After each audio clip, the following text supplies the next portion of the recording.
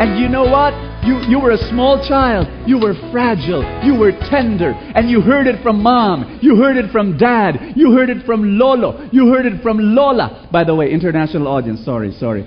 You should be ashamed of yourself. Your attitude sucks. I don't have a son or daughter like you. Brothers and sisters, you heard it. You were a fragile little girl or a tender little boy. You heard it from mom. You heard it from dad. You grew up. So next time you failed, next time you caught yourself in sin, what will you do? You tell yourself, mahiya ka.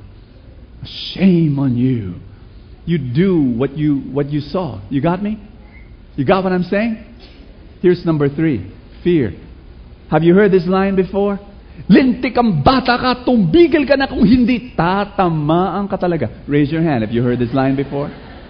We've heard that from parents, yes? We've heard that from uncles and aunts and teachers. We've heard that. And guess what? We were kids. When we grew up, we learned what they taught us.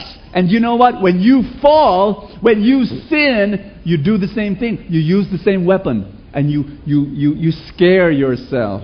I will not do it again. I will not do it again because I might go to hell. Oh my gosh. No, I will not do it again.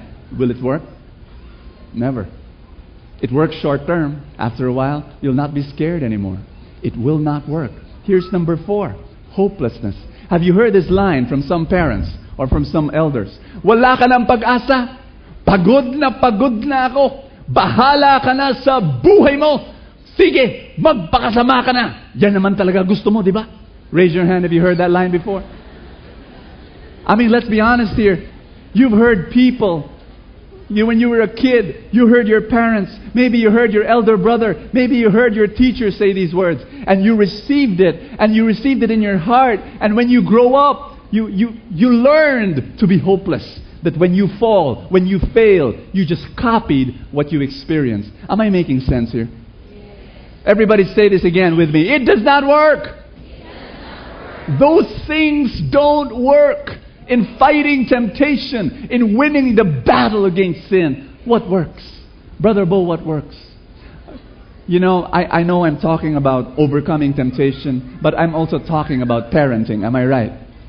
What happens, Brother Bo, if I'm not going to use hate or shame or fear or hopelessness when my son or my daughter falls or disobeys or does something really, really bad? What should I use? You know what? The important thing is to just be able to say, son, what you did was wrong. And to be able to say that as clearly and as firmly as you can. What you did was wrong. But then in the same breath, be able to say, you are a wonderful child. You're not like that. You are so beautiful. You are not like that. Whatever you did is not who you really are. You've got to impress upon that child that you believe in that child so much. And that child must see it in your eyes. In your eyes. That you trust and believe and honor that child. And it takes a while. It takes time. But the child will begin to learn that every time he commits a mistake, he does not have to panic. He just has to say, this is not me. I'm just learning. I'm just growing. This is not me. I will continue to grow. Am I making sense here? You know, in the Solomon Islands, in the Pacific, there's a legend there. And I love this legend of a small village. And you know, their work was cutting trees. That's what they did. They cut trees. And there were some trees that were so huge, that were so strong, that, you know, the axemen in that village, they would cut that tree, boom, and it's as though the wood would repel the axe. It would be so huge and so strong and so sturdy. And then this was the legend. Whenever the axemen would see a huge tree that did not want to be cut down, you know what they would do? They would call the elders of the village. And the elders of the village would gather around that tree. And you know what they would do? In a circle, the elders will start shouting, yelling to the tree, angrily. Wah! Wah! Wah! Every morning, the elders would go around the tree and yell, Wah! 30 days. 30 days. The elders would shout and yell at the tree. What was their thinking? Their thinking is, when the elders would yell at the tree, the spirit of the tree will be killed. And after 30 days, the woodmen will start swinging their axe, and the tree would not be as hard, would not be as strong. Why? It's already drying up. It's already drying up and dying. Is the legend true or not? I don't know. But this, I am totally, absolutely, completely sure that if you yell to yourself, "You're ugly, you're weak, you don't deserve the love of God. How terrible a person you are. Why are you're such a sinner."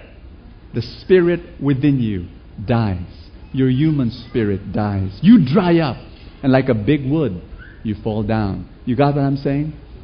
And parents, same thing. You yell at your kids, and you keep on yelling them every day. Their spirit will die. Tell someone beside you, if that person beside you is a parent, tell that person, stop yelling. I've got a rule. I've got a rule, parents, and I got this from Roseanne Romero. And she said, there's only one reason to scream inside a house: when there's fire.